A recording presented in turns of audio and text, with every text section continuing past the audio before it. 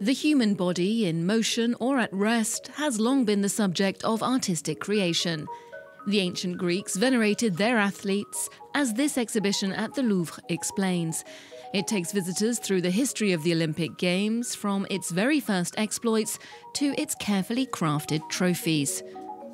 Yet organised sporting activities weren't much of a topic for painters until the late 19th century.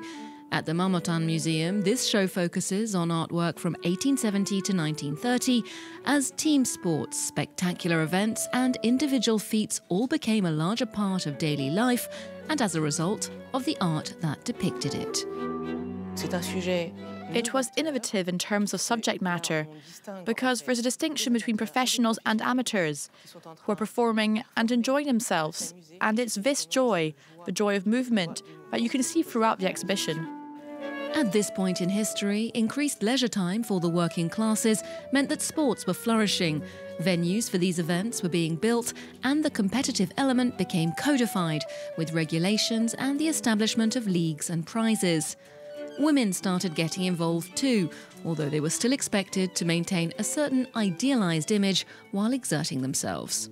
They're playing in a very unrealistic way.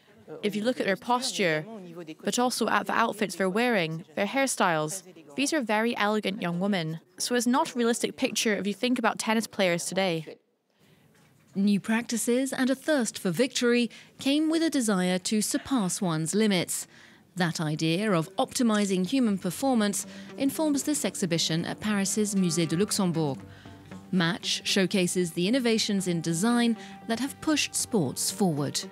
The more technologically advanced a ball is, the lighter it is, the better it is to play with. You can make it travel further, etc.